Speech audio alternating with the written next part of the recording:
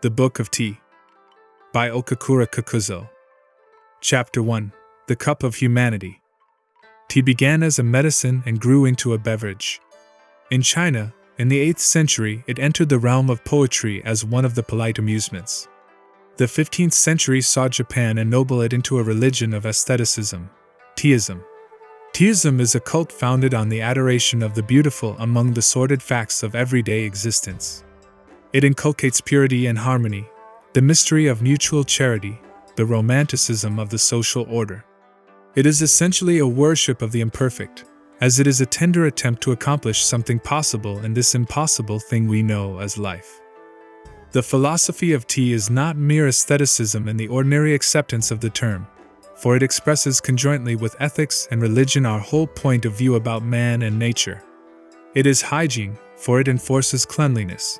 It is economics, for it shows comfort in simplicity rather than in the complex and costly. It is moral geometry, inasmuch as it defines our sense of proportion to the universe. It represents the true spirit of Eastern democracy by making all its votaries aristocrats in taste.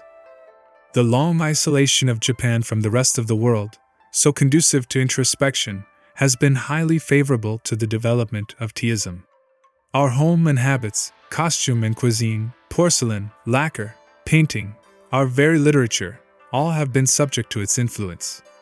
No student of Japanese culture could ever ignore its presence. It has permeated the elegance of noble boudoirs and entered the abode of the humble.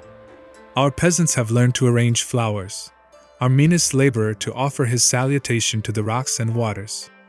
In our common parlance we speak of the man with no tea in him, when he is insusceptible to the serio-comic interests of the personal drama.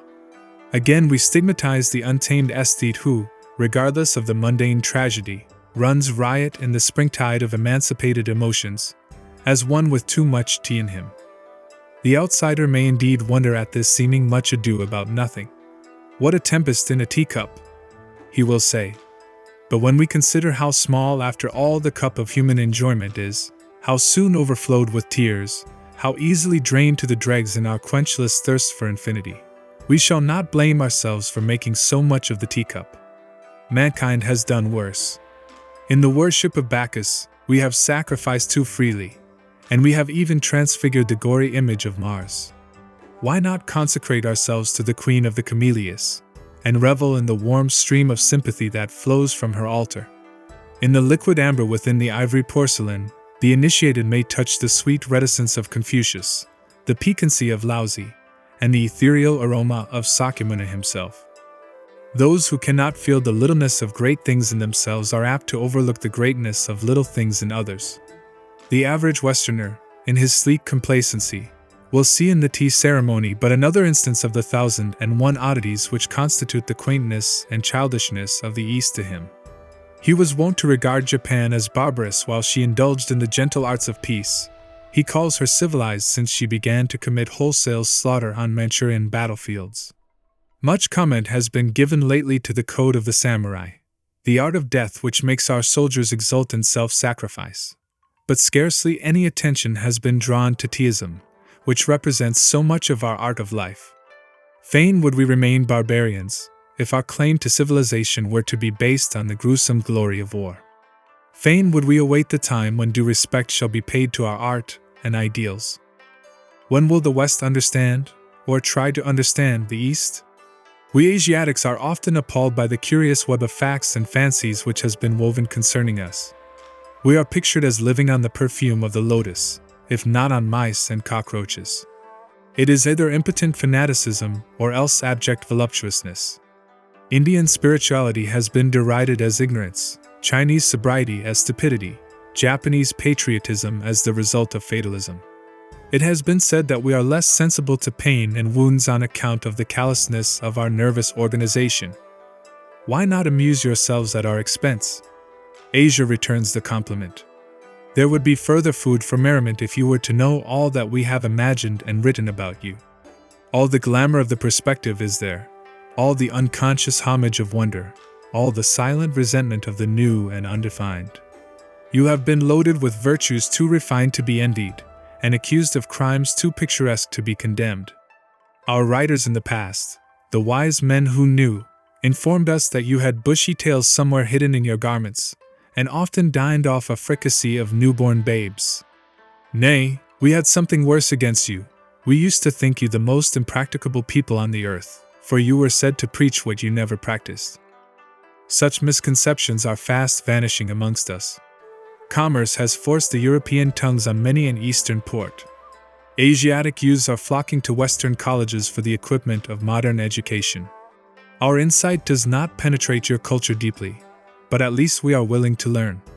Some of my compatriots have adopted too much of your customs and too much of your etiquette, in the delusion that the acquisition of stiff collars and tall silk hats comprise the attainment of your civilization. Pathetic and deplorable as such affectations are, they evince our willingness to approach the West on our knees. Unfortunately, the Western attitude is unfavorable to the understanding of the East.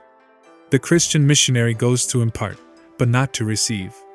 Your information is based on the meager translations of our immense literature, if not on the unreliable anecdotes of passing travelers. It is rarely that the chivalrous pen of a Lafcadio Hearn or that of the author of The Web of Indian Life enlivens the Oriental darkness with the torch of our own sentiments. Perhaps I betray my own ignorance of the tea cult by being so outspoken. Its very spirit of politeness exacts that you say what you are expected to say, and no more. But I am not to be a polite teaist. So much harm has been done already by the mutual misunderstanding of the New World and the Old, that one need not apologize for contributing his tithe to the furtherance of a better understanding. The beginning of the 20th century would have been spared the spectacle of sanguinary warfare if Russia had condescended to know Japan better. What dire consequences to humanity lie in the contemptuous ignoring of Eastern problems?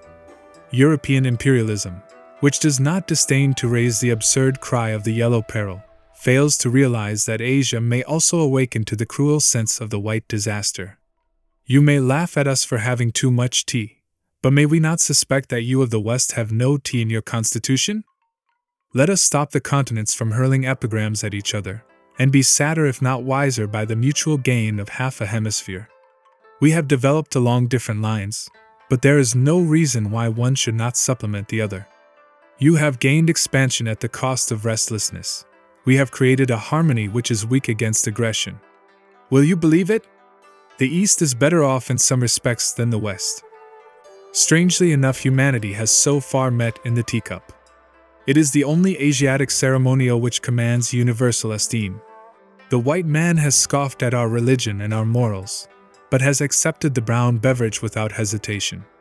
The afternoon tea is now an important function in Western society.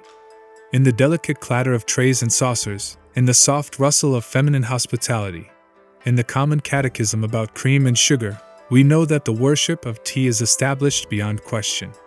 The philosophic resignation of the guest to the fate awaiting him in the dubious decoction proclaims that in this single instance, the Oriental spirit reigns supreme.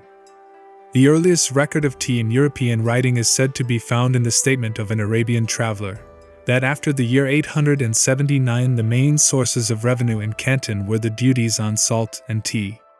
Marco Polo records the deposition of a Chinese minister of finance in 1285 for his arbitrary augmentation of the tea taxes. It was at the period of the great discoveries that the European people began to know more about the extreme Orient.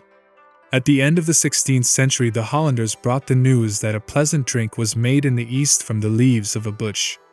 The travelers Giovanni Battista Ramuzio, 1559, L. Almeida, 1576, Maffino, 1588, Terrera, 1610, also mention tea. 1 In the last named year, ships of the Dutch East India Company brought the first tea into Europe.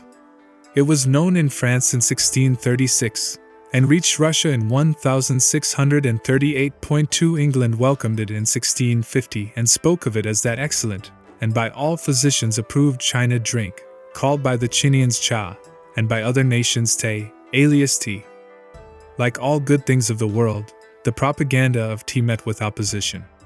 Heretics like Henry Saville, 1678, denounced drinking it as a filthy custom.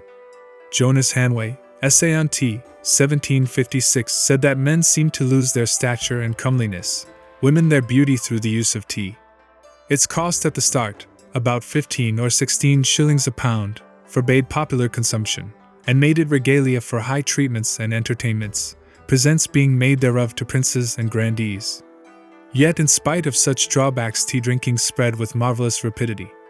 The coffee houses of London in the early half of the 18th century became, in fact, tea houses, the resort of wits like Addison and Steele, who beguiled themselves over their dish of tea. The beverage soon became a necessity of life, a taxable matter. We are reminded in this connection what an important part it plays in modern history. Colonial America resigned herself to oppression until human endurance gave way before the heavy duties laid on tea. American independence dates from the throwing of tea chests into Boston Harbor. There is a subtle charm in the taste of tea which makes it irresistible and capable of idealization. Western humorists were not slow to mingle the fragrance of their thought with its aroma. It has not the arrogance of wine, the self-consciousness of coffee, nor the simpering innocence of cocoa. Already in 1711, says the Spectator, I would therefore in a particular manner recommend these my speculations to all well-regulated families that set apart an hour every morning for tea, bread and butter, and would earnestly advise them for their good to order this paper to be punctually served up and to be looked upon as a part of the tea equipage.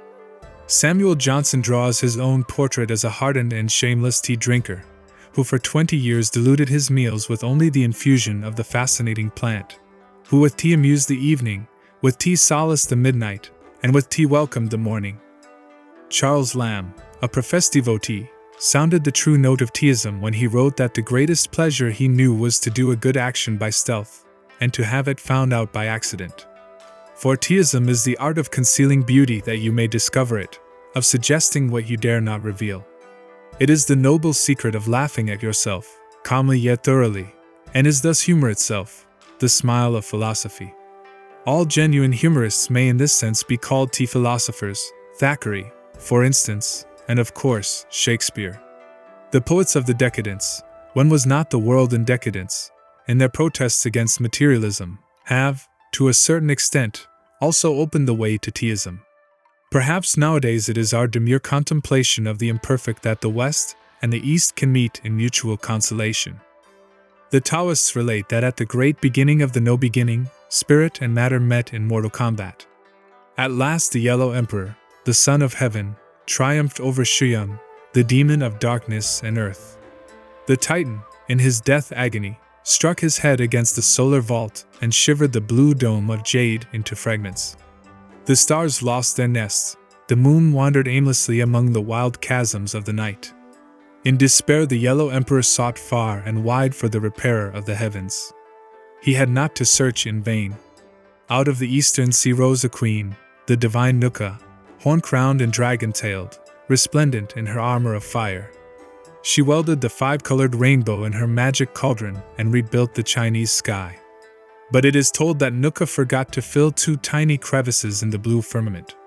Thus began the dualism of love, 2 souls rolling through space and never at rest until they joined together to complete the universe. Everyone has to build anew his sky of hope and peace. The heaven of modern humanity is indeed shattered in the cyclopean struggle for wealth and power. The world is groping in the shadow of egotism and vulgarity. Knowledge is bought through a bad conscience, benevolence practiced for the sake of utility. The East and the West, like 2 dragons tossed in a sea of ferment, in vain strive to regain the jewel of life. We need a Nuka again to repair the grand devastation. We await the great avatar. Meanwhile, let us have a sip of tea. The afternoon glow is brightening the bamboos, the fountains are bubbling with delight, the soughing of the pines is heard in our kettle. Let us dream of evanescence, and linger in the beautiful foolishness of things. Chapter 2: The Schools of Tea. Tea is a work of art, and needs a master hand to bring out its noblest qualities. We have good and bad tea, as we have good and bad paintings, generally the latter. There is no single recipe for making the perfect tea, as there are no rules for producing a Titian or a Cezanne. Each preparation of the leaves has its individuality, its special affinity with water and heat, its own method of telling a story. The truly beautiful must always be in it. How much do we not suffer through the constant failure of society to recognize this simple and fundamental law of art and life? Lichelai, a Sung poet, has sadly remarked that there were three most deplorable things in the world: the spoiling of fine youths through false education, the degradation of fine art through vulgar admiration, and the utter waste of fine tea through incompetent manipulation. Like art, tea has its periods and its schools. Its evolution may be roughly divided into three main stages: the boiled tea, the whipped tea, and the steeped tea. We moderns belong to the last school. These several methods of appreciating the beverage are indicative of the spirit of the age in which they prevailed. For life is an expression, our unconscious actions the constant betrayal of our innermost thought. Confucius said that man hideth not. Perhaps we reveal ourselves too much in small things because we have so little of the great to conceal. The tiny incidents of daily routine are as much a commentary of racial ideals as the highest flight of philosophy or poetry. Even as the difference in favorite vintage marks the separate idiosyncrasies of different periods and nationalities of Europe, so the tea ideals characterize the various moods of Oriental culture. The cake tea which was boiled, the powder tea which was whipped, the leaf tea which was steeped, mark the distinct emotional impulses of the Tang, the Sung, and the Ming dynasties of China. If we were inclined to borrow the much-abused terminology of art classification, we might designate them respectively the classic, the romantic, and the naturalistic schools of tea.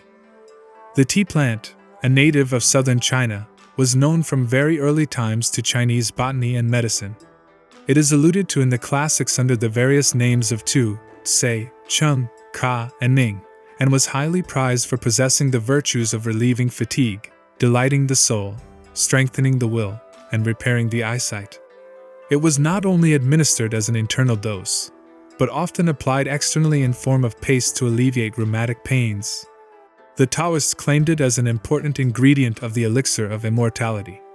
The Buddhists used it extensively to prevent drowsiness during their long hours of meditation.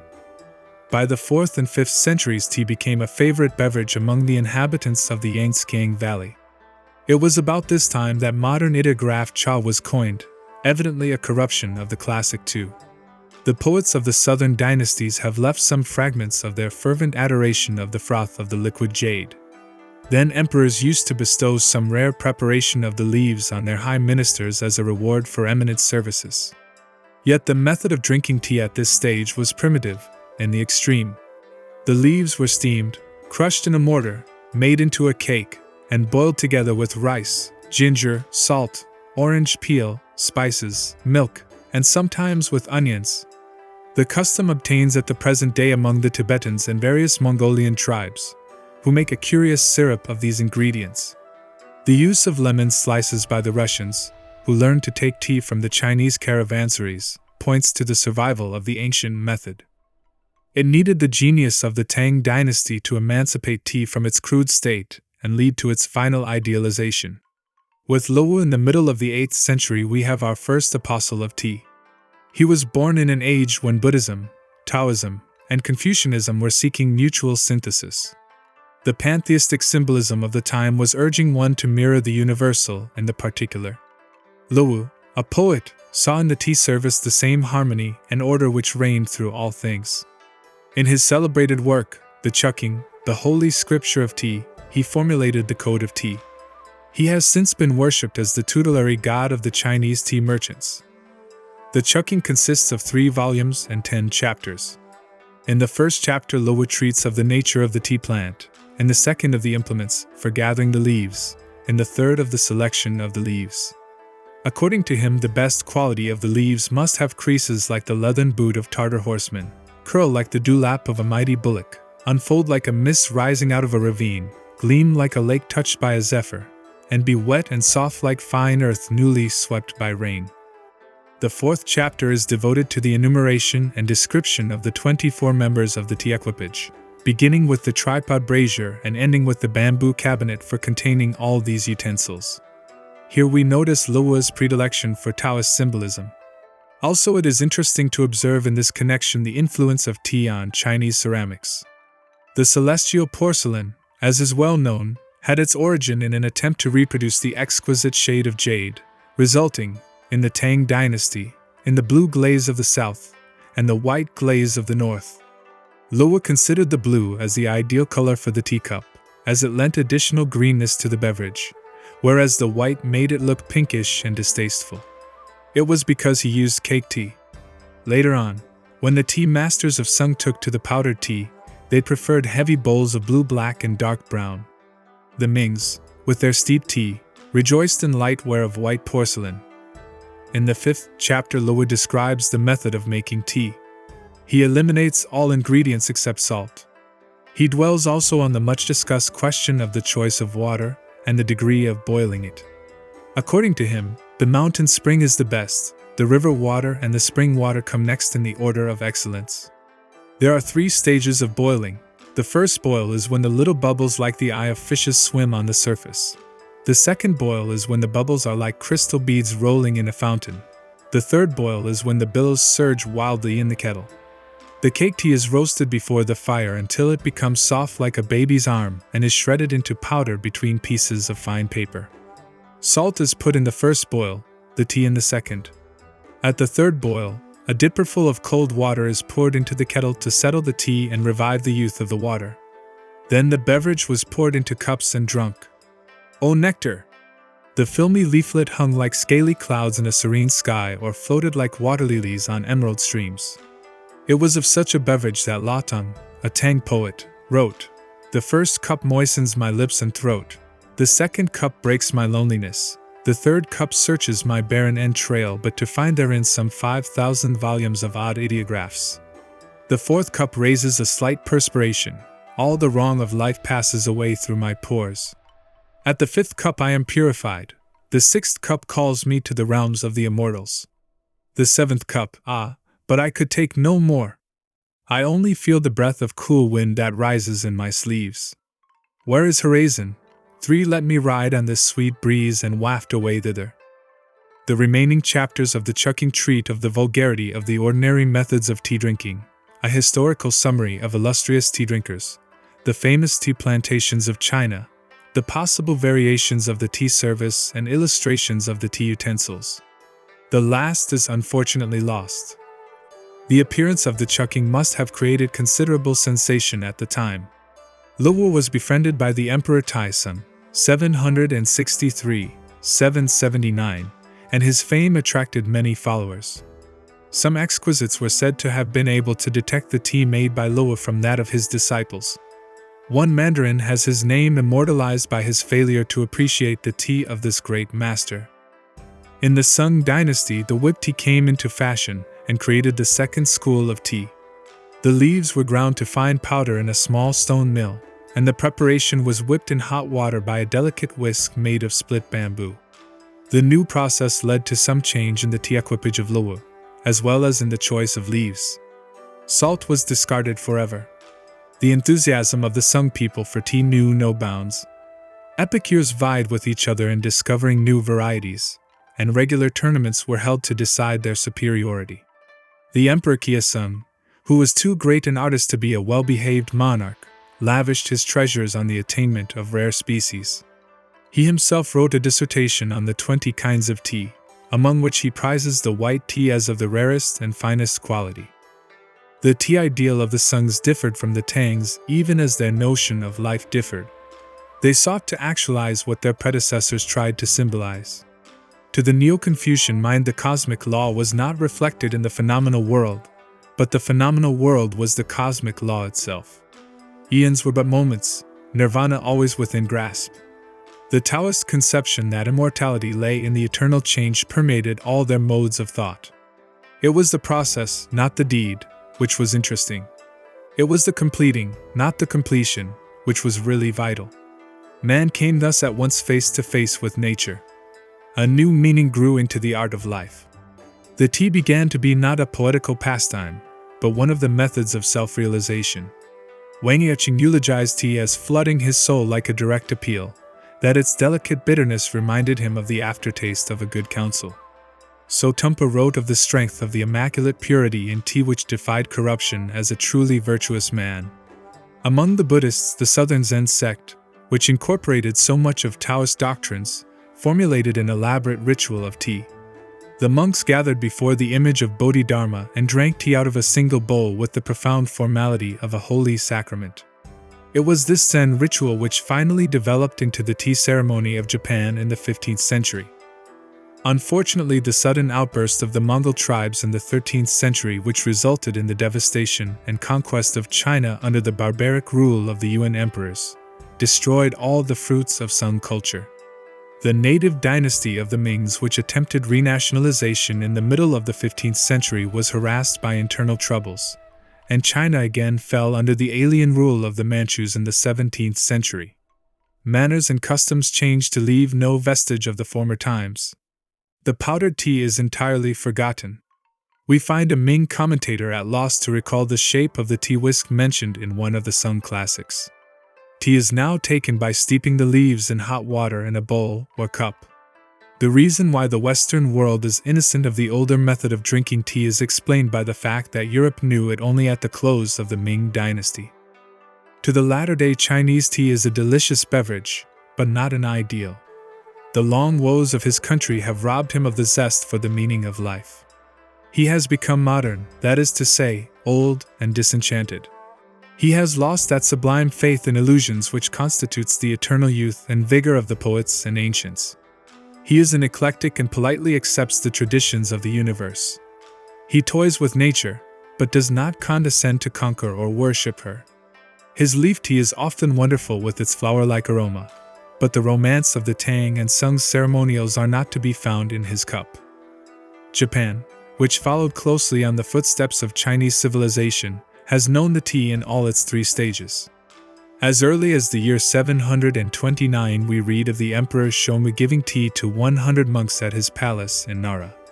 The leaves were probably imported by our ambassadors to the Tang court and prepared in the way then in fashion. In 801, the monk Saicho brought back some seeds and planted them in Yaisen. Many tea gardens are heard of in succeeding centuries, as well as the delight of the aristocracy and priesthood in the beverage. The Sung tea reached us in 1191 with the return of Yaisai Zenji, who went there to study the Southern Zen school. The new seeds which he carried home were successfully planted in 3 places, one of which, the Uji district near Kyoto, bears still the name of producing the best tea in the world. The Southern Zen spread with marvelous rapidity, and with it the tea ritual and the tea ideal of the Sung. By the 15th century, under the patronage of the shogun, Ashikaga Vashinesa, the tea ceremony is fully constituted and made into an independent and secular performance. Since then, Teaism is fully established in Japan. The use of the steep tea of the later China is comparatively recent among us, being only known since the middle of the 17th century. It has replaced the powdered tea in ordinary consumption, though the latter still continues to hold its place as the tea of teas. It is in the Japanese tea ceremony that we see the culmination of tea ideals. Our successful resistance of the Mongol invasion in 1281 had enabled us to carry on the Sung movement so disastrously cut off in China itself through the nomadic inroad. Tea with us became more than an idealization of the form of drinking, it is a religion of the art of life. The beverage grew to be an excuse for the worship of purity and refinement, a sacred function at which the host and guest joined to produce for that occasion the utmost beatitude of the mundane. The tea room was an oasis in the dreary waste of existence where weary travelers could meet to drink from the common spring of art appreciation. The ceremony was an improvised drama whose plot was woven about the tea, the flowers, and the paintings. Not a color to disturb the tone of the room, not a sound to mar the rhythm of things, not a gesture to obtrude on the harmony, not a word to break the unity of the surroundings. All movements to be performed simply and naturally. Such were the aims of the tea ceremony. And strangely enough, it was often successful. A subtle philosophy lay behind it all. Teaism was Taoism in disguise. Chapter 3: Taoism and Zenism. The connection of Zenism with tea is proverbial. We have already remarked that the tea ceremony was a development of the Zen ritual. The name of Laozi, the founder of Taoism, is also intimately associated with the history of tea. It is written in the Chinese school manual concerning the origin of habits and customs that the ceremony of offering tea to a guest began with Kuan Yin, a well-known disciple of Laozi, who first at the gate of the Han Pass presented to the old philosopher a cup of the golden elixir. We shall not stop to discuss the authenticity of such tales, which are valuable, however, as confirming the early use of the beverage by the Taoists. Our interest in Taoism and Zenism here lies mainly in those ideas regarding life and art which are so embodied in what we call Teaism. It is to be regretted that as yet there appears to be no adequate presentation of the Taoists and Zen doctrines in any foreign language, though we have had several laudable attempts. Translation is always a treason, and as a Ming author observes, can at its best be only the reverse side of a brocade. All the threads are there, but not the subtlety of color or design. But, after all, what great doctrine is there which is easy to expound? The ancient sages never put their teachings in systematic form. They spoke in paradoxes, for they were afraid of uttering half-truths. They began by talking like fools and ended by making their hearers wise. Laozi himself, with his quaint humor, says, "If people of inferior intelligence hear of the Tao, they laugh immensely. It would not be the Tao unless they laughed at it." The Tao literally means a path. It has been severally translated as the way, the absolute, the law, nature, supreme reason, the mode. These renderings are not incorrect, for the use of the term by the Taoists differs according to the subject matter of the inquiry. Laozi himself spoke of it thus: "There is a thing which is all-containing, which was born before the existence of heaven and earth. How silent! How solitary! It stands alone and changes not. It revolves without danger to itself and is the mother of the universe. I do not know its name, and so call it the path. With reluctance I call it the infinite. Infinity is the fleeting is the vanishing is the reverting. The Tao is in the passage rather than the path. It is the spirit of cosmic change, the eternal growth which returns upon itself to produce new forms. It recoils upon itself like the dragon, the beloved symbol of the Taoists. It folds and unfolds as do the clouds. The Tao might be spoken of as the great transition. Subjectively it is the mood of the universe. Its absolute is the relative. It should be remembered in the first place that Taoism, like its legitimate successor Zenism, represents the individualistic trend of the southern Chinese mind in contradistinction to the communism of northern China which expressed itself in Confucianism. The Middle Kingdom is as vast as Europe and has a differentiation of idiosyncrasies marked by the two great river systems which traverse it. The Yangtze and Honghe are respectively the Mediterranean and the Baltic. Even today, in spite of centuries of unification, the southern celestial differs in his thoughts and beliefs from his northern brother, as a member of the Latin race differs from the Teuton. In ancient days, when communication was even more difficult than at present, and especially during the feudal period, this difference in thought was most pronounced. The art and poetry of the one breathes an atmosphere entirely distinct from that of the other.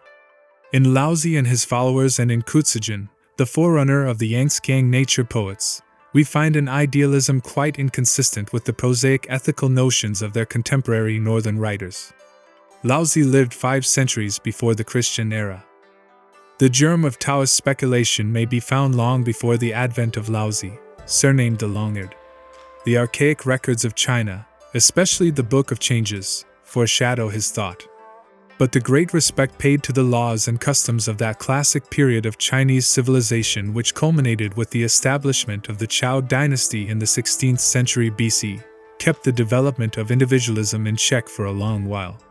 So that it was not until after the disintegration of the Zhou dynasty and the establishment of innumerable independent kingdoms that it was able to blossom forth in the luxuriance of free thought. Laozi and Sashi, Chuanzi, were both Southerners and the greatest exponents of the new school. On the other hand, Confucius with his numerous disciples aimed at retaining ancestral conventions. Taoism cannot be understood without some knowledge of Confucianism and vice versa.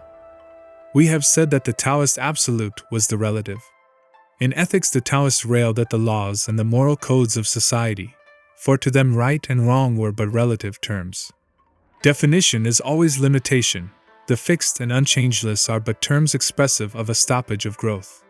Said Kutzujin, the sages move the world. Our standards of morality are begotten of the past needs of society, but is society to remain always the same? The observance of communal traditions involves a constant sacrifice of the individual to the state. Education, in order to keep up the mighty delusion, encourages a species of ignorance. People are not taught to be really virtuous, but to behave properly. We are wicked because we are frightfully self-conscious. We nurse a conscience because we are afraid to tell the truth to others. We take refuge in pride because we are afraid to tell the truth to ourselves. How can one be serious with the world when the world itself is so ridiculous? The spirit of barter is everywhere. Honor and chastity. Behold the complacent salesman retailing the good and true. One can even buy a so-called religion, which is really but common morality sanctified with flowers and music. Rob the church of her accessories and what remains behind. Yet the trusts thrive marvelously, for the prices are absurdly cheap. A prayer for a ticket to heaven, a diploma for an honorable citizenship. Hide yourself under a bushel quickly, for if your real usefulness were known to the world you would soon be knocked down to the highest bidder by the public auctioneer. Why do men and women like to advertise themselves so much? Is it not but an instinct derived from the days of slavery? The virility of the idea lies not less in its power of breaking through contemporary thought than in its capacity for dominating subsequent movements. Taoism was an active power during the Qin dynasty, that epoch of Chinese unification from which we derive the name China. It would be interesting had we time to note its influence on contemporary thinkers, the mathematicians, writers on law and war, the mystics and alchemists, and the later nature poets of the Yangtze. We should not even ignore those speculators on reality who doubted whether a white horse was real because he was white, or because he was solid, nor the conversationalists of the six dynasties who, like the Zen philosophers, reveled in discussions concerning the pure and the abstract. Above all, we should pay homage to Taoism for what it has done toward the formation of the celestial character, giving to it a certain capacity for reserve and refinement, as warm as jade. Chinese history is full of instances in which the votaries of Taoism, princes and hermits alike, followed with varied and interesting results the teachings of their creed. The tale will not be without its quota of instruction and amusement. It will be rich in anecdotes, allegories, and aphorisms. We would fain be on speaking terms with the delightful emperor who never died because he had never lived. We may ride the wind with Lizzie and find it absolutely quiet because we ourselves are the wind, or dwell in Madeira with the aged one of the Hong Ho, who lived betwixt heaven and earth because he was subject to either the one nor the other. Even in that grotesque apology for Taoism which we find in China at the present day, we can revel in a wealth of imagery impossible to find in any other cult. But the chief contribution of Taoism to Asiatic life has been in the realm of aesthetics. Chinese historians have always spoken of Taoism as the art of being in the world, for it deals with the present, ourselves. It is in us that God meets with nature, and yesterday parts from tomorrow. The present is the moving infinity, the legitimate sphere of the relative. Relativity seeks adjustment. Adjustment is art. The art of life lies in a constant readjustment to our surroundings. Taoism accepts the mundane as it is and, unlike the Confucians or the Buddhists, tries to find beauty in our world of woe and worry. The Sung allegory of the three vinegar tasters explains admirably the trend of the three doctrines. Sakyamuni, Confucius, and Laozi once stood before a jar of vinegar, the emblem of life, and each dipped in his finger to taste the brew. The matter-of-fact Confucius found it sour, the Buddha called it bitter, and Laozi pronounced it sweet. The Taoists claimed that the comedy of life could be made more interesting if everyone would preserve the unities. To keep the proportion of things and give place to others without losing one's own position was the secret of success in the mundane drama. We must know the whole play in order to properly act our parts. The conception of totality must never be lost in that of the individual. This Laozi illustrates by his favorite metaphor of the vacuum. He claimed that only in vacuum lay the truly essential. The reality of a room, for instance, was to be found in the vacant space enclosed by the roof and the walls, not in the roof and walls themselves. The usefulness of a water pitcher dwelt in the emptiness where water might be put, not in the form of the pitcher or the material of which it was made. Vacuum is all-potent because all-containing. In vacuum alone motion becomes possible. One who could make of himself a vacuum into which others might freely enter would become master of all situations. The whole can always dominate the part. These Taoist ideas have greatly influenced all our theories of action, even to those of fencing and wrestling. Jiu-jitsu, the Japanese art of self-defense, owes its name to a passage in the Tao Te Ching.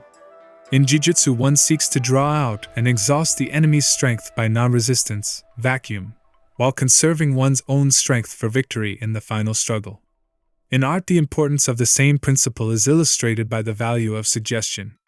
In leaving something unsaid, the beholder is given a chance to complete the idea, and thus a great masterpiece irresistibly rivets your attention until you seem to become actually a part of it. A vacuum is there for you to enter and fill up the full measure of your aesthetic emotion. He who had made himself master of the art of living was the real man of the Taoist. At birth he enters the realm of dreams only to awaken to reality at death. He tempers his own brightness in order to merge himself into the obscurity of others. He is reluctant, as one who crosses a stream in winter, hesitating as one who fears the neighborhood, respectful, like a guest, trembling, like ice that is about to melt, unassuming, like a piece of wood not yet carved, vacant, like a valley, formless, like troubled waters. To him the three jewels of life were pity, economy, and modesty. If now we turn our attention to Zenism, we shall find that it emphasizes the teachings of Taoism. Zen is a name derived from the Sanskrit word dhyana, which signifies meditation. It claims that through consecrated meditation may be attained supreme self-realization. Meditation is one of the 6 ways through which Buddhahood may be reached, and the Zen sectarians affirm that Sakyamuni laid special stress on this method in his later teachings, handing down the rules to his chief disciple Kashyapa. According to their tradition, Kashyapa, the first Zen patriarch, imparted the secret to Ananda, who in turn passed it on to successive patriarchs until it reached Bodhidharma, the 20th. Bodhidharma came to northern China in the early half of the 6th century and was the first patriarch of Chinese Zen. There is much uncertainty about the history of these patriarchs and their doctrines. In its philosophical aspect, early Zenism seems to have affinity on one hand to the Indian negativism of Nagarjuna and on the other to the Nan philosophy formulated by Sankaracharya. The first teaching of Zen as we know it at the present day must be attributed to the 6th Chinese patriarch Yeno, 637-713, founder of Southern Zen, so called from the fact of its predominance in southern China. He is closely followed by the great Beiso, died 788, who made of Zen a living influence in celestial life. Hyakujo, the pupil of Beiso, first instituted the Zen monastery and established a ritual and regulations for its government. In the discussions of the Zen school after the time of Beiso, we find the play of the Yangtze mind causing an accession of native modes of thought in contrast to the former Indian idealism. Whatever sectarian pride may assert to the contrary, one cannot help being impressed by the similarity of Southern Zen to the teachings of Laozi and the Taoist conversationalists. In the Tao Te Ching we already find allusions to the importance of self-concentration and the need of properly regulating the breath, essential points in the practice of Zen meditation. Some of the best commentaries on the Book of Laozi have been written by Zen scholars. Zenism, like Taoism, is the worship of relativity. One master defines Zen as the art of feeling the polar star in the southern sky. Truth can be reached only through the comprehension of opposites. Again, Zenism, like Taoism, is a strong advocate of individualism.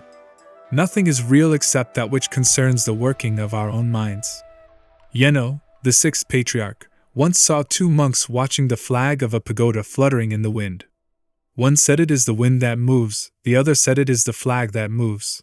But Yeno explained to them that the real movement was neither of the wind nor the flag, but of something within their own minds. Hyakujo was walking in the forest with a disciple when a hare scurried off at their approach. "Why does the hare fly from you?" asked Hyakujo. "Because he is afraid of me," was the answer. "No," said the master, "it is because you have murderous instinct." The dialogue recalls that of Sashi, Chance, the Taoist. One day Sashi was walking on the bank of a river with a friend. "How delightfully the fishes are enjoying themselves in the water!" exclaimed Sashi. His friend spake to him thus, "You are not a fish. How do you know that the fishes are enjoying themselves?" "You are not myself," returned Sashi. "How do you know that I do not know that the fishes are enjoying themselves?" Zen was often opposed to the precepts of orthodox Buddhism, even as Taoism was opposed to Confucianism. To the transcendental insight of the Zen, words were but an encumbrance to thought, the whole sway of Buddhist scriptures only commentaries on personal speculation. The followers of Zen aimed at direct communion with the inner nature of things, regarding their outward accessories only as impediments to a clear perception of truth. It was this love of the abstract that led the Zen to prefer black and white sketches to the elaborately colored paintings of the classic Buddhist school. Some of the Zen even became iconoclastic as a result of their endeavor to recognize the Buddha in themselves rather than through images and symbolism. We find Tankawosho breaking up a wooden statue of Buddha on a wintry day to make a fire. "What sacrilege!" said the horror-stricken bystander. "I wish to get the Shayli 5 out of the ashes," calmly rejoined the Zen. "But you certainly will not get Shayli from this image," was the angry retort, to which Tanka replied, "If I do not, this is certainly not a Buddha and I am committing no sacrilege." Then he turned to warm himself over the kindling fire. A special contribution of Zen to Eastern thought was its recognition of the mundane as of equal importance with the spiritual. It held that in the great relation of things there was no distinction of small and great, an atom possessing equal possibilities with the universe. The seeker for perfection must discover in his own life the reflection of the inner light. The organization of the Zen monastery was very significant of this point of view. To every member, except the abbot, was assigned some special work in the caretaking of the monastery, and curiously enough, to the novices was committed the lighter duties, while to the most respected and advanced monks were given the more irksome and menial tasks. Such services formed a part of the Zen discipline, and every least action must be done absolutely perfectly. Thus many a weighty discussion ensued while weeding the garden, paring a turnip, or serving tea. The whole ideal of Teaism is a result of this Zen conception of greatness in the smallest incidents of life. Taoism furnished the basis for aesthetic ideals, Zenism made them practical. Chapter 4: The Tea Room. To European architects brought up on the traditions of stone and brick construction, our Japanese method of building with wood and bamboo seems scarcely worthy to be ranked as architecture. It is but quite recently that a competent student of Western architecture has recognized and paid tribute to the remarkable perfection of our great temples. 6 Such being the case as regards our classic architecture, we could hardly expect the outsider to appreciate the subtle beauty of the tea room, its principles of construction and decoration being entirely different from those of the West. The tea room, the sukiya, does not pretend to be other than a mere cottage, a straw hut, as we call it. The original ideographs for sukiya mean the abode of fancy. Latterly, the various tea masters substituted various Chinese characters according to their conception of the tea room, and the term sukiya may signify the abode of vacancy, or the abode of the unsymmetrical. It is an abode of fancy inasmuch as it is an ephemeral structure built to house a poetic impulse. It is an abode of vacancy inasmuch as it is devoid of ornamentation except for what may be placed in it to satisfy some aesthetic need of the moment. It is an abode of the unsymmetrical inasmuch as it is consecrated to the worship of the imperfect, purposely leaving something unfinished for the play of the imagination to complete. The ideals of Teaism have since the 16th century influenced our architecture to such degree that the ordinary Japanese interior of the present day, on account of the extreme simplicity and chasteness of its scheme of decoration, appears to foreigners almost barren. The first independent tea room was the creation of Sennoseki, commonly known by his later name of Rikyu, the greatest of all tea masters, who, in the 16th century, under the patronage of Taiko Hideyoshi, instituted and brought to a high state of perfection the formalities of the tea ceremony. The proportions of the tea room had been previously determined by Jo, a famous tea master of the 15th century. The early tea room consisted merely of a portion of the ordinary drawing room partitioned off by screens for the purpose of the tea gathering.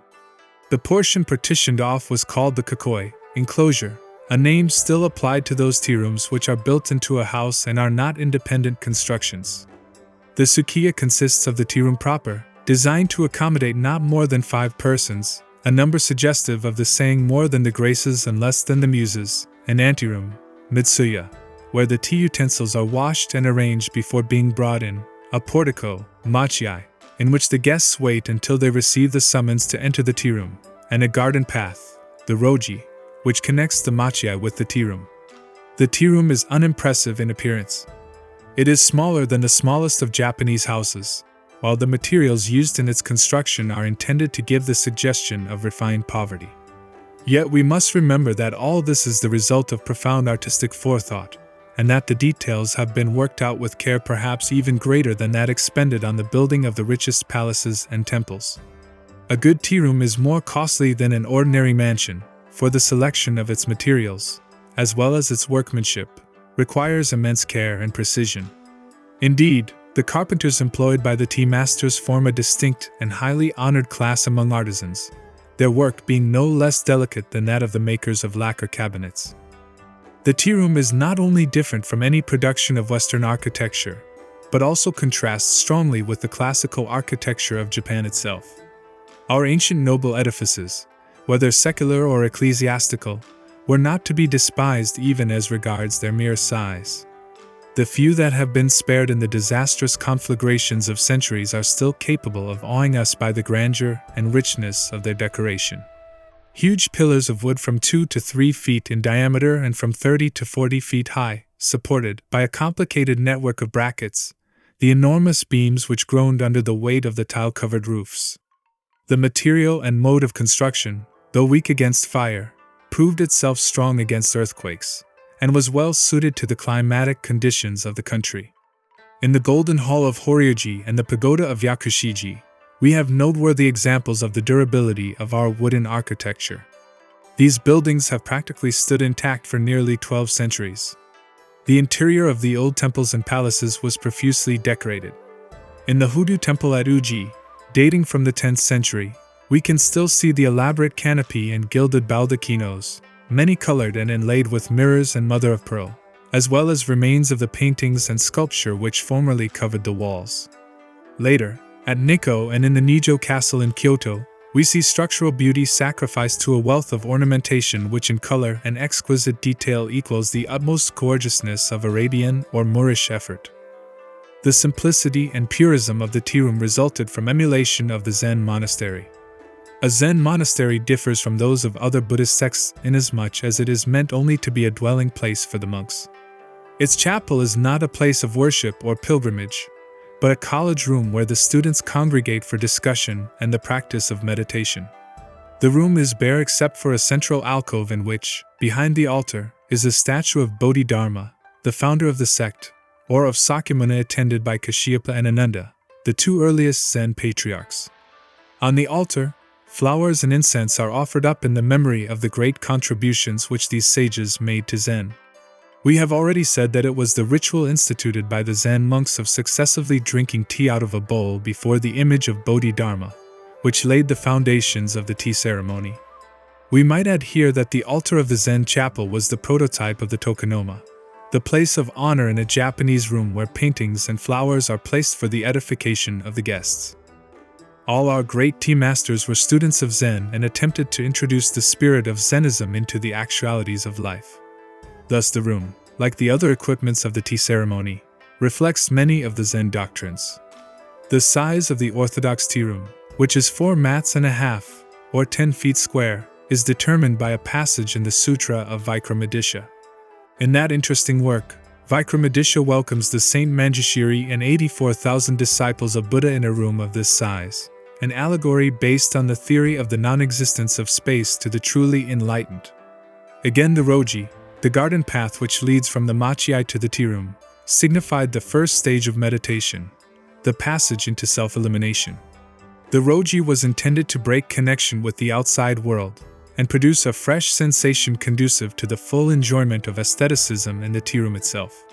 One who has trodden this garden path cannot fail to remember how his spirit, as he walked in the twilight of evergreens over the regular irregularities of the stepping stones, beneath which lay dried pine needles, and passed beside the moss-covered granite lanterns, became uplifted above ordinary thoughts. One may be in the midst of a city, and yet feel as if he were in the forest far away from the dust and din of civilization. Great was the ingenuity displayed by the tea masters in producing these effects of serenity and purity. The nature of the sensations to be aroused in passing through the Roji differed with different tea masters. Some, like Rikyu, aimed at utter loneliness, and claimed the secret of making a Roji was contained in the ancient ditty. I look beyond. Flowers are not, nor tinted leaves. On the sea beach a solitary cottage stands in the waning light of an autumn eve. Others, like Kobori and Shiu, sought for a different effect. And Shiu said the idea of the garden path was to be found in the following verses. A cluster of summer trees, a bit of the sea, a pale evening moon. It is not difficult to gather his meaning.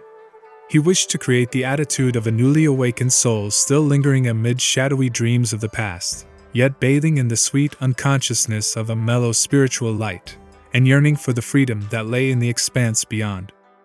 Thus prepared, the guest will silently approach the sanctuary, and if a samurai, will leave his sword on the rack beneath the eaves, the tea-room being preeminently the house of peace. Then he will bend low and creep into the room through a small door not more than 3 feet in height. This proceeding was incumbent on all guests, high and low alike, and was intended to inculcate humility. The order of precedence having been mutually agreed upon while resting in the machiai, the guests one by one will enter noiselessly and take their seats, first making obeisance to the picture or flower arrangement on the tokonoma. The host will not enter the room until all the guests have seated themselves and quiet reigns with nothing to break the silence save the note of the boiling water in the iron kettle. The kettle sings well, for pieces of iron are so arranged in the bottom as to produce a peculiar melody in which one may hear the echoes of a cataract muffled by clouds, of a distant sea breaking among the rocks, a rainstorm sweeping through a bamboo forest, or of the soughing of pines on some faraway hill. Even in the daytime the light in the room is subdued, for the low eaves of the slanting roof admit but few of the sun's rays. Everything is sober in tint from the ceiling to the floor. The guests themselves have carefully chosen garments of unobtrusive colors. The mellowness of age is over all, everything suggestive of recent acquirement being tabooed save only the one note of contrast furnished by the bamboo dipper and the linen napkin, both immaculately white and new. However faded the tea room and the tea equipage may seem, everything is absolutely clean. Not a particle of dust will be found in the darkest corner, for if any exists the host is not a tea master. One of the first requisites of a tea master is the knowledge of how to sweep, clean, and wash, for there is an art in cleaning and dusting. A piece of antique metalwork must not be attacked with the unscrupulous zeal of the Dutch housewife. Dripping water from a flower vase need not be wiped away, for it may be suggestive of dew and coolness. In this connection there is a story of Rikyu which well illustrates the ideas of cleanliness entertained by the tea masters. Rikyu was watching his son Shon as he swept and watered the garden path. "Not clean enough," said Rikyu, when Shon had finished his task, and bade him try again. After a weary hour the son turned to Rikyu. "Father, there is nothing more to be done. The steps have been washed for the 3rd time, the stone lanterns and the trees are well sprinkled with water. Moss and lichens are shining with a fresh verdure. Not a twig, not a leaf have I left on the ground." "Young fool," chided the tea master, "that is not the way a garden path should be swept." Saying this, Rikyu stepped into the garden, shook a tree and scattered over the garden gold and crimson leaves, scraps of the brocade of autumn. What Rikyu demanded was not cleanliness alone, but the beautiful and the natural also. The name, abode of fancy, implies a structure created to meet some individual artistic requirement. The tea room is made for the tea master, not the tea master for the tea room. It is not intended for posterity, and is therefore ephemeral.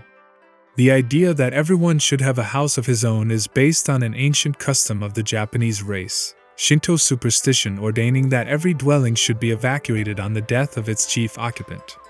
Perhaps there may have been some unrealized sanitary reason for this practice. Another early custom was that a newly built house should be provided for each couple that married. It is on account of such customs that we find the imperial capitals so frequently removed from one site to another in ancient days. The rebuilding, every 20 years, of Ise Temple, the supreme shrine of the sun goddess, is an example of one of these ancient rites which still obtain at the present day. The observance of these customs was only possible with some form of construction as that furnished by our system of wooden architecture, easily pulled down, easily built up. A more lasting style, employing brick and stone, would have rendered migrations impracticable, as indeed they became when the more stable and massive wooden construction of China was adopted by us after the Nara period. With the predominance of Zen individualism in the 15th century, however, the old idea became imbued with a deeper significance as conceived in connection with the Teaism. Zenism, with the Buddhist theory of evanescence and its demands for the mastery of spirit over matter, recognized the house only as a temporary refuge for the body. The body itself was but as a hut in the wilderness, a flimsy shelter made by tying together the grasses that grew around. When these ceased to be bound together, they again became resolved into the original waste. In the Teaism, fugitiveness is suggested in the thatched roof, frailty in the slender pillars, lightness in the bamboo support, apparent carelessness in the use of commonplace materials. The eternal is to be found only in the spirit which, embodied in these simple surroundings, beautifies them with the subtle light of its refinement.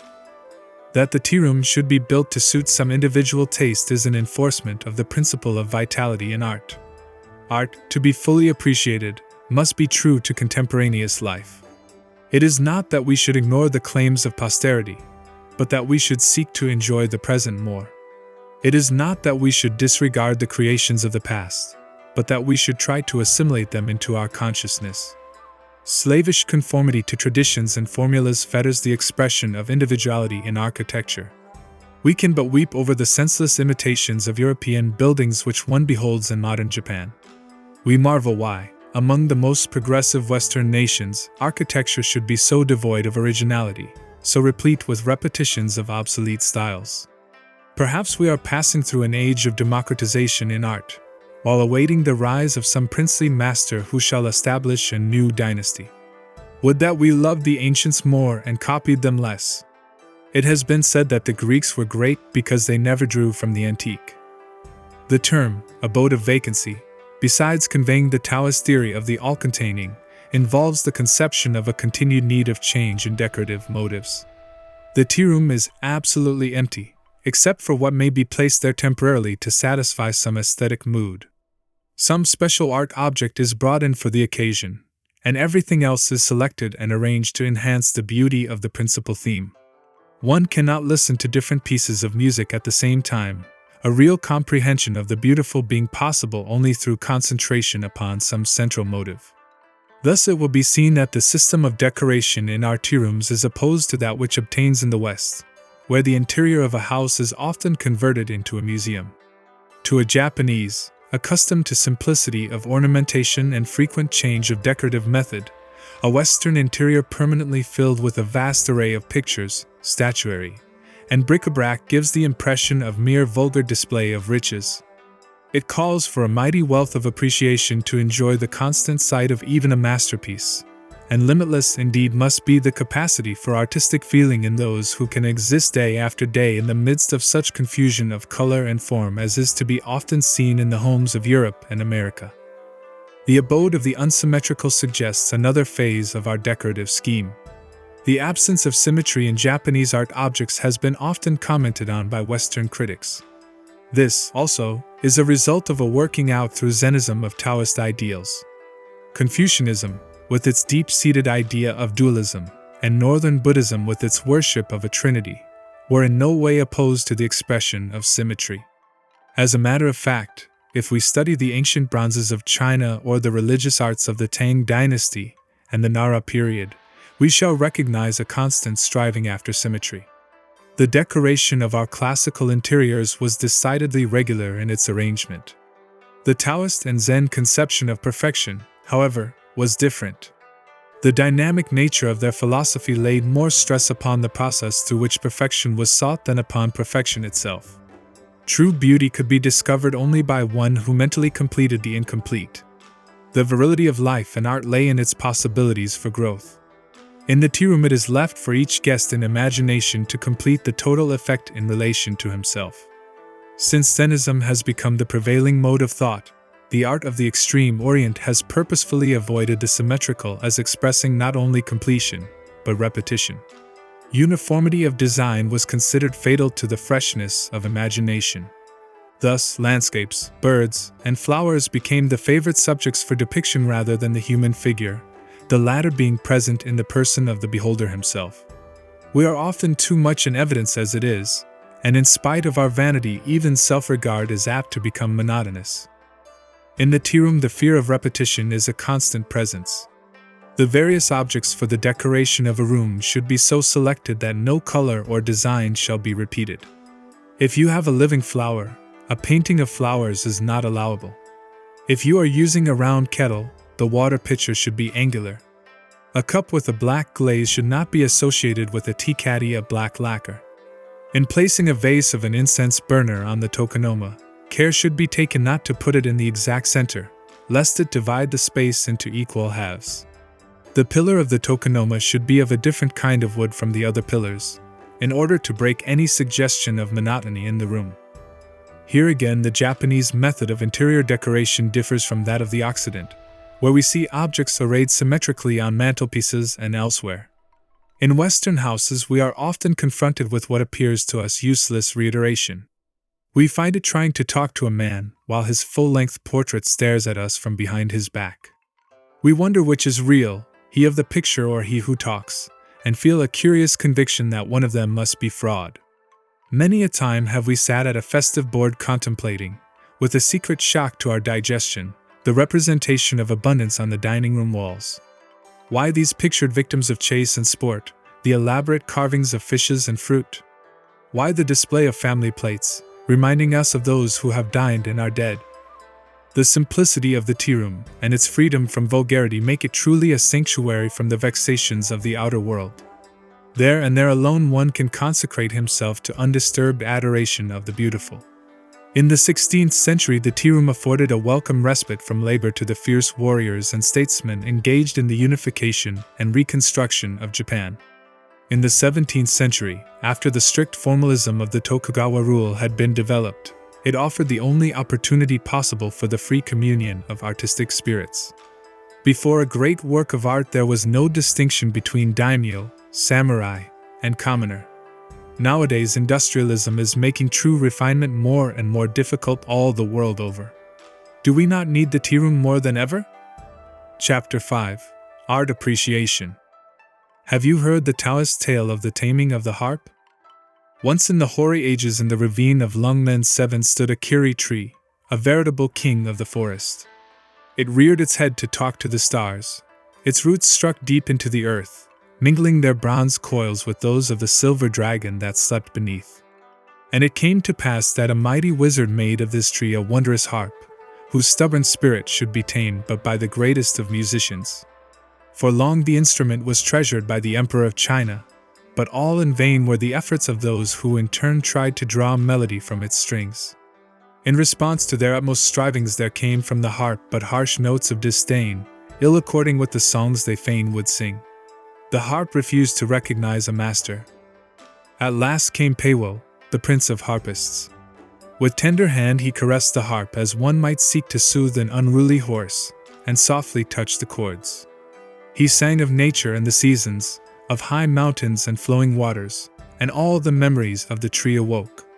Once more the sweet breath of spring played amidst its branches.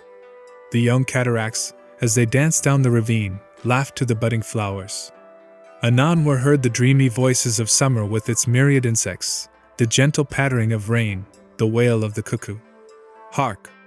A tiger roars, the valley answers again. It is autumn. In the desert night, sharp like a sword gleams the moon upon the frosted grass. Now winter reigns, and through the snow-filled air swirl flocks of swans and rattling hailstones beat upon the boughs with fierce delight. Then Peiwo changed the key and sang of love. The forest swayed like an ardent swain deep lost in thought. On high, like a haughty maiden, swept a cloud bright and fair, but passing, trailed long shadows on the ground, black like despair. Again the mode was changed. Peiwo sang of war, of clashing steel and trampling steeds. And in the harp arose the tempest of Lungmen, the dragon rode the lightning, the thundering avalanche crashed through the hills. In ecstasy the celestial monarch asked Peiwo wherein lay the secret of his victory. "Sire," he replied, "others have failed because they sang but of themselves. I left the harp to choose its theme, and knew not truly whether the harp had been Peiwo or Peiwo were the harp." This story well illustrates the mystery of art appreciation. The masterpiece is a symphony played upon our finest feelings. True art is Peiwo, and we the harp of Lung Men. At the magic touch of the beautiful, the secret chords of our being are awakened. We vibrate and thrill in response to its call. Mind speaks to mind. We listen to the unspoken, we gaze upon the unseen. The master calls forth notes we know not of. Memories long forgotten all come back to us with a new significance. Hopes stifled by fear, yearnings that we dare not recognize, stand forth in new glory. Our mind is the canvas on which the artists lay their color. Their pigments are our emotions. Their chiaroscuro the light of joy, the shadow of sadness. The masterpiece is of ourselves, as we are of the masterpiece. The sympathetic communion of minds necessary for art appreciation must be based on mutual concession. The spectator must cultivate the proper attitude for receiving the message, as the artist must know how to impart it.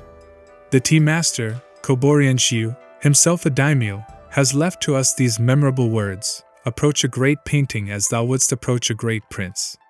In order to understand a masterpiece, you must lay yourself low before it and await with bated breath its least utterance. An eminent Sung critic once made a charming confession. Said he, "In my young days I praised the master whose pictures I liked, but as my judgment matured I praised myself for liking what the masters had chosen to have me like." It is to be deplored that so few of us really take pains to study the moods of the masters. In our stubborn ignorance we refuse to render them this simple courtesy, and thus often miss the rich repast of beauty spread before our very eyes. A master has always something to offer, while we go hungry solely because of our own lack of appreciation. To the sympathetic, a masterpiece becomes a living reality towards which we feel drawn in bonds of comradeship. The masters are immortal, for their loves and fears live in us over and over again. It is rather the soul than the hand, the man than the technique, which appeals to us. The more human the call, the deeper is our response. It is because of this secret understanding between the master and ourselves that in poetry or romance we suffer and rejoice with the hero and heroine. Chikamatsu, our Japanese Shakespeare, has laid down as one of the first principles of dramatic composition the importance of taking the audience into the confidence of the author. Several of his pupils submitted plays for his approval, but only one of the pieces appealed to him. It was a play somewhat resembling the Comedy of Errors, in which twin brethren suffer through mistaken identity. This, said Chikamatsu, has the proper spirit of the drama, for it takes the audience into consideration. The public is permitted to know more than the actors. It knows where the mistake lies, and pities the poor figures on the board who innocently rush to their fate. The great masters both of the East and the West never forgot the value of suggestion as a means for taking the spectator into their confidence. Who can contemplate a masterpiece without being awed by the immense vista of thought presented to our consideration? How familiar and sympathetic are they all? How cold in contrast the modern commonplaces! In the former we feel the warm outpouring of a man's heart, in the latter only a formal salute. Engrossed in his technique, the modern rarely rises above himself. Like the musicians who vainly invoke the Lungmen harp, he sings only of himself. His works may be neuroscience, but are further from humanity. We have an old saying in Japan that a woman cannot love a man who is truly vain, for there is no crevice in his heart for love to enter and fill up. In art, vanity is equally fatal to sympathetic feeling, whether on the part of the artist or the public. Nothing is more hallowing than the union of kindred spirits in art. At the moment of meeting, the art lover transcends himself. At once he is and is not.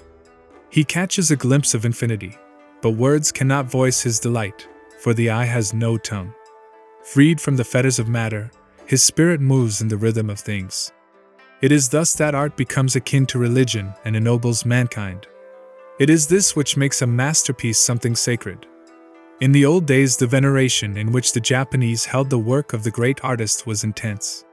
The tea masters guarded their treasures with religious secrecy, and it was often necessary to open a whole series of boxes, one within another, before reaching the shrine itself, the silken wrapping within whose soft folds lay the Holy of Holies.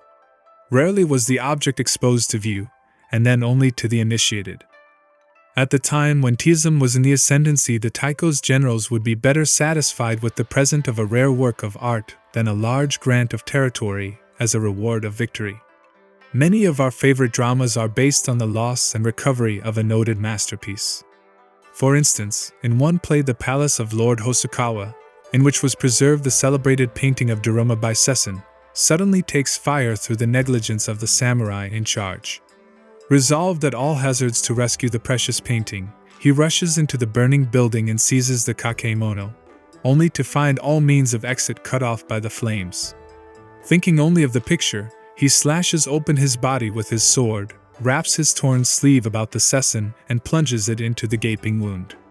The fire is at last extinguished. Among the smoking embers is found a half-consumed corpse, within which reposes the treasure uninjured by the fire. Horrible as such tales are, they illustrate the great value that we set upon a masterpiece, as well as the devotion of a trusted samurai. We must remember, however, that art is of value only to the extent that it speaks to us. It might be a universal language if we ourselves were universal in our sympathies. Our finite nature, the power of tradition and conventionality, as well as our hereditary instincts, restrict the scope of our capacity for artistic enjoyment. Our very individuality establishes in one sense a limit to our understanding, and our aesthetic personality seeks its own affinities in the creations of the past. It is true that with cultivation our sense of art appreciation broadens, and we become able to enjoy many hitherto unrecognized expressions of beauty. But after all, we see only our own image in the universe. Our particular idiosyncrasies dictate the mode of our perceptions. The tea masters collected only objects which fell strictly within the measure of their individual appreciation.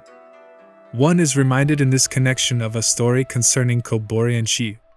Enshiu was complimented by his disciples on the admirable taste he had displayed in the choice of his collection.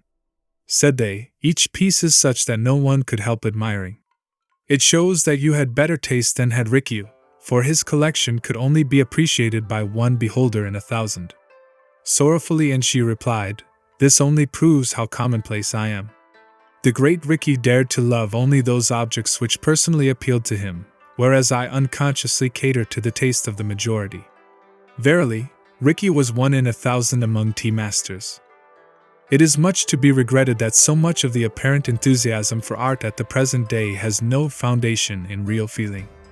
In this democratic age of ours, men clamor for what is popularly considered the best, regardless of their feelings. They want the costly, not the refined, the fashionable, not the beautiful.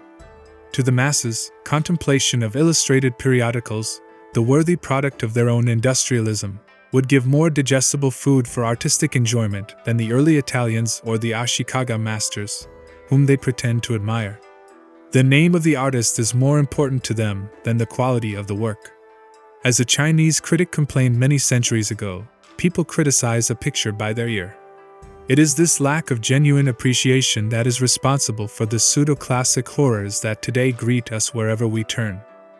Another common mistake is that of confusing art with archaeology. The veneration born of antiquity is one of the best traits in the human character, and fain would we have it cultivated to a greater extent. The old masters are rightly to be honored for opening the path to future enlightenment.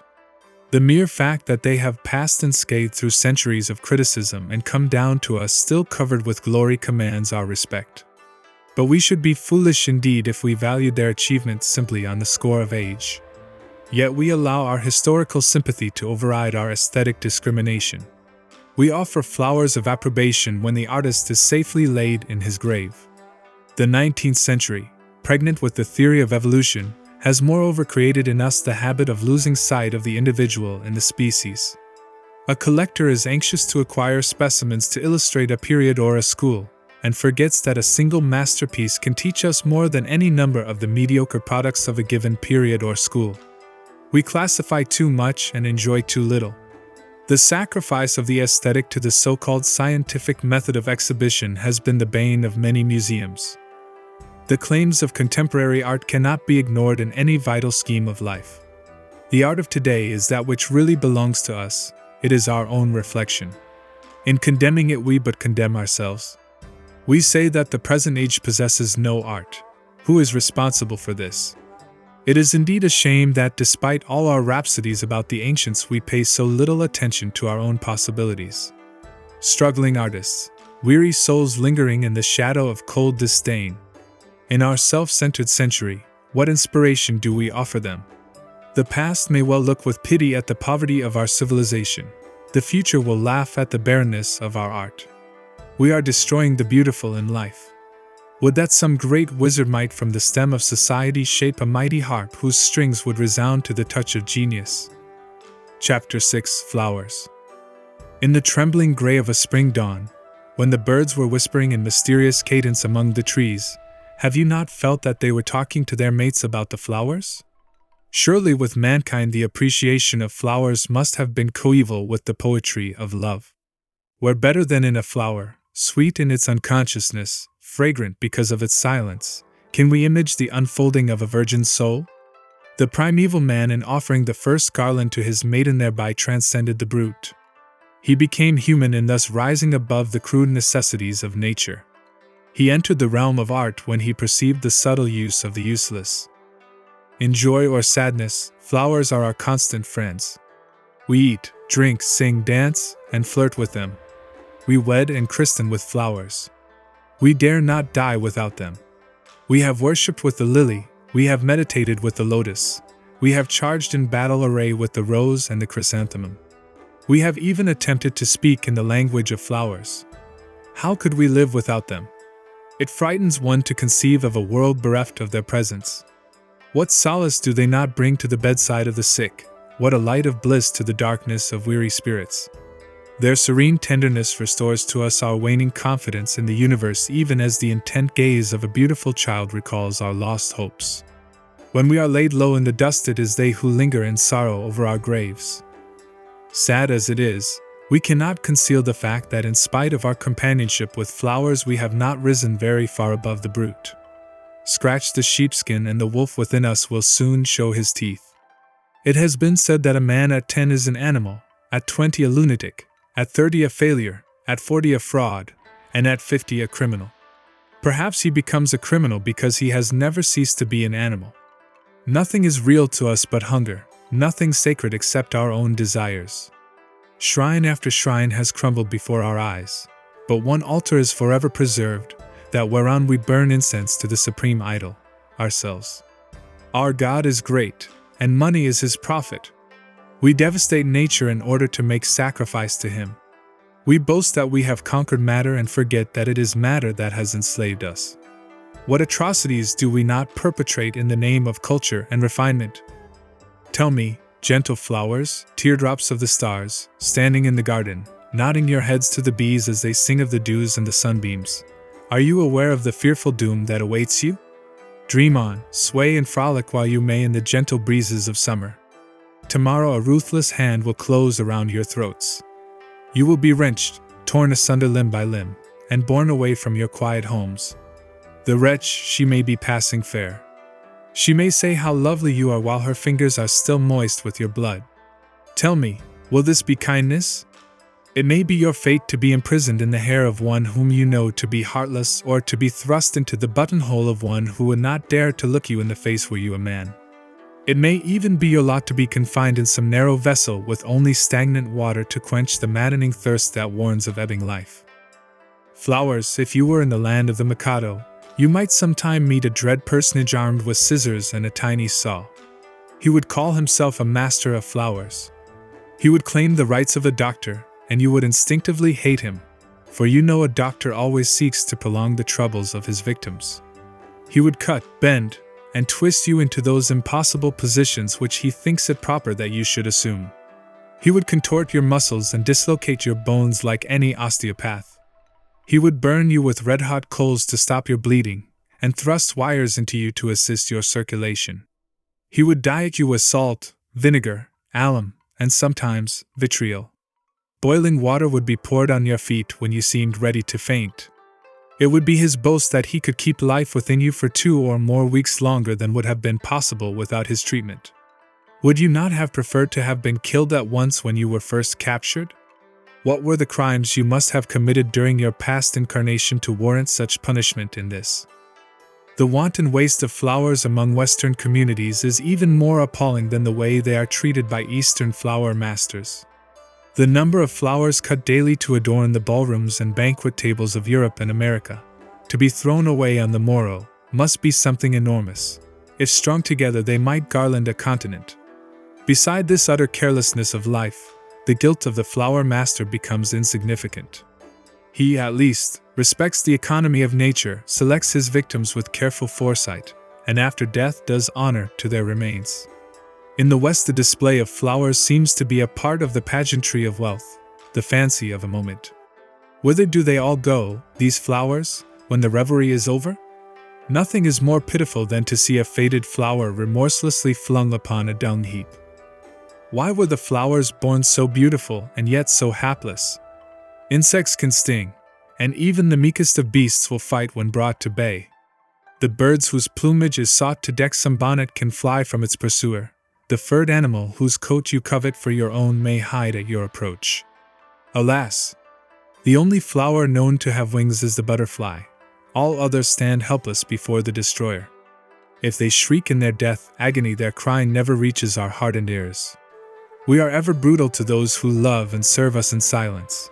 But the time may come when, for our cruelty, we shall be deserted by these best friends of ours. Have you not noticed that the wild flowers are becoming scarcer every year? It may be that their wise men have told them to depart till man becomes more human. Perhaps they have migrated to heaven. Much may be said in favor of him who cultivates plants. The man of the pot is far more humane than he of the scissors.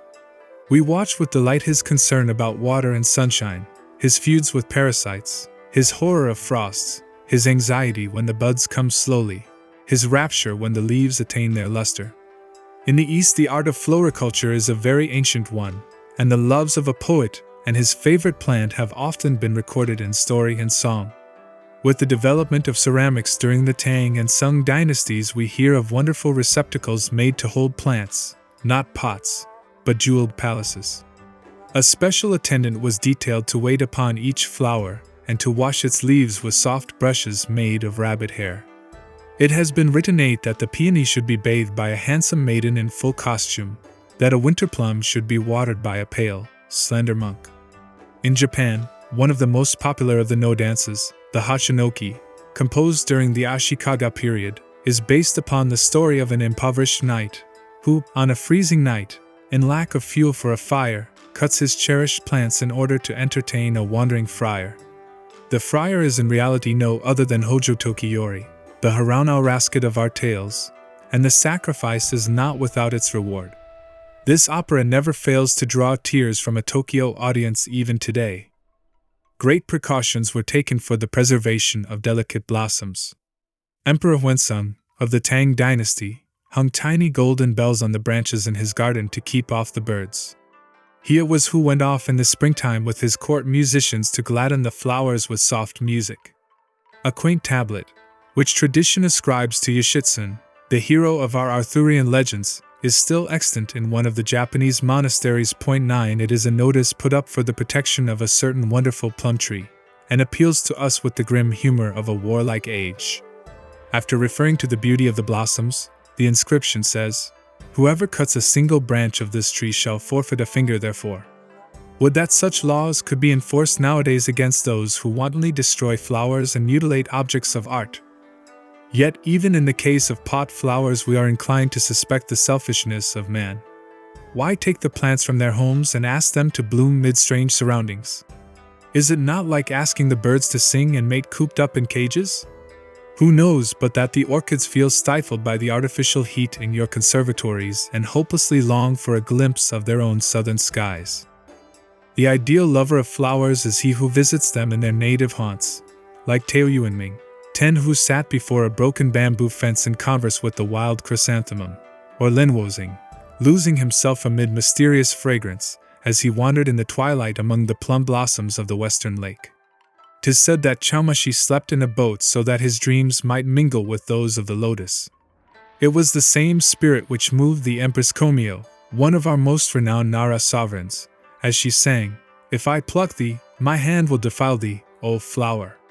Standing in the meadows as thou art, I offer thee to the Buddhas of the past, of the present, of the future." However, let us not be too sentimental. Let us be less luxurious but more magnificent. Said Laozi, heaven and earth are pitiless. Said Kobadaishi, flow, flow, flow, flow, the current of life is ever onward. Die, die, die, die, death comes to all. Destruction faces us wherever we turn. Destruction below and above, destruction behind and before. Change is the only eternal. Why not as welcome death as life? They are but counterparts one of the other, the night and day of Brahma. Through the disintegration of the old, recreation becomes possible. We have worshipped death, the relentless goddess of mercy, under many different names. It was the shadow of the all-devouring that the Gabbers greeted in the fire. It is the icy purism of the sword soul before which Shinto Japan prostrates herself even today. The mystic fire consumes our weakness, the sacred sword cleaves the bondage of desire. From our ashes springs the phoenix of celestial hope, out of the freedom comes a higher realization of manhood. Why not destroy flowers if thereby we can evolve new forms ennobling the world idea? We only ask them to join in our sacrifice to the beautiful. We shall atone for the deed by consecrating ourselves to purity and simplicity. Thus reasoned the tea masters when they established the cult of flowers. Anyone acquainted with the ways of our tea and flower masters must have noticed the religious veneration with which they regard flowers. They do not cull at random, but carefully select each branch or spray with an eye to the artistic composition they have in mind. They would be ashamed should they chance to cut more than were absolutely necessary. It may be remarked in this connection that they always associate the leaves, if there be any, with the flower, for the object is to present the whole beauty of plant life. In this respect, as in many others, their method differs from that pursued in Western countries. Here we are apt to see only the flower stems, heads as it were, without body, stuck promiscuously into a vase. When a tea master has arranged a flower to his satisfaction, he will place it on the tokonoma, the place of honor in a Japanese room. Nothing else will be placed near it which might interfere with its effect, not even a painting, unless there be some special aesthetic reason for the combination. It rests there like an enthroned prince, and the guests or disciples on entering the room will salute it with a profound bow before making their addresses to the host. Drawings from masterpieces are made and published for the edification of amateurs. The amount of literature on the subject is quite voluminous. When the flower fades, the master tenderly consigns it to the river or carefully buries it in the ground. Monuments are sometimes erected to their memory. The birth of the art of flower arrangement seems to be simultaneous with that of Teaism in the 15th century. Our legends ascribe the first flower arrangement to those early Buddhist saints who gathered the flowers strewn by the storm and, in their infinite solicitude for all living things, placed them in vessels of water. It is said that Somi, the great painter and connoisseur of the court of Ashikaga Yoshimasa, was one of the earliest adepts at it. Juko, the tea master, was one of his pupils, as was also Seno, the founder of the house of Ikenabo, a family as illustrious in the annals of flowers as was that of the Kanos in painting. With the perfecting of the tea ritual under Rikyu, in the latter part of the 16th century, flower arrangement also attains its full growth. Rikyu and his successors, the celebrated Oda Waraka, Furukawa Koetsu, Kobori and Chiu, Katajiri Sakishiu, vied with each other in forming new combinations. We must remember, however, that the flower worship of the tea masters formed only a part of their aesthetic ritual, and was not a distinct religion by itself. A flower arrangement, like the other works of art in the tea room, was subordinated to the total scheme of decoration. Thus Sakishio ordained that white plum blossoms should not be made use of when snow lay in the garden. Noisy flowers were relentlessly banished from the tea room. A flower arrangement by a tea master loses its significance if removed from the place for which it was originally intended, for its lines and proportions have been specially worked out with a view to its surroundings. The adoration of the flower for its own sake begins with the rise of flower masters, toward the middle of the 17th century. It now becomes independent of the tea room, and knows no law save that the vase imposes on it. New conceptions and methods of execution now become possible, and many were the principles and schools resulting therefrom. A writer in the middle of the last century said he could count over 100 different schools of flower arrangement. Broadly speaking, these divide themselves into two main branches, the formalistic and the naturalesque. the formalistic schools, led by the Ikenabos, aimed at a classic idealism corresponding to that of the Kano academicians. We possess records of arrangements by the early masters of the school which almost reproduced the flower paintings of Sansetsu and Tsunenobu. The naturalesque school, on the other hand, accepted nature as its model, only imposing such modifications of form as conduce to the expression of artistic unity. Thus we recognize in its works the same impulses which formed the Ukiyo and Shijo schools of painting. It would be interesting, had we time, to enter more fully than it is now possible into the laws of composition and detail formulated by the various flower masters of this period, showing, as they would, the fundamental theories which govern Tokugawa decoration. We find them referring to the leading principle, heaven, the subordinate principle, earth, the reconciling principle, man, and any flower arrangement which did not embody these principles was considered barren and dead. They also dwelt much on the importance of treating a flower in its three different aspects, the formal, the semi-formal, and the informal. The first might be said to represent flowers in the stately costume of the ballroom, the second in the easy elegance of afternoon dress, the third in the charming deshabille of the boudoir. Our personal sympathies are with the flower arrangements of the tea master rather than with those of the flower master. The former is art in its proper setting and appeals to us on account of its true intimacy with life. We should like to call this school the natural in contradistinction to the naturalesque and formalistic schools. The tea master deems his duty ended with the selection of the flowers, and leaves them to tell their own story. Entering a tea room in late winter, you may see a slender spray of wild cherries in combination with a budding camellia. It is an echo of departing winter coupled with the prophecy of spring. Again, if you go into a noon tea on some irritatingly hot summer day, you may discover in the darkened coolness of the tokonoma a single lily in a hanging vase. Dripping with dew, it seems to smile at the foolishness of life. A solo of flowers is interesting, but in a concerto with painting and sculpture the combination becomes entrancing. Sakishi once placed some water plants in a flat receptacle to suggest the vegetation of lakes and marshes, and on the wall above he hung a painting by Somi of wild ducks flying in the air. Shoha, another tea master, combined a poem on the beauty of solitude by the sea with a bronze incense burner in the form of a fisherman's hut and some wild flowers of the beach. One of the guests has recorded that he felt in the whole composition the breath of waning autumn. Flower stories are endless. We shall recount but one more. In the 16th century the morning glory was as yet a rare plant with us. Rikiya had an entire garden planted with it, which he cultivated with assiduous care. The fame of his convolvuli reached the ear of the Taiko, and he expressed a desire to see them, in consequence of which Rikyu invited him to a morning tea at his house. On the appointed day Taiko walked through the garden, but nowhere could he see any vestige of the convolvulus. The ground had been leveled and strewn with fine pebbles and sand. With sullen anger the despot entered the tea-room, but a sight waited him there which completely restored his humor. On the tokonoma, in a rare bronze of some workmanship, lay a single morning glory, the queen of the whole garden. In such instances we see the full significance of the flower sacrifice. Perhaps the flowers appreciate the full significance of it.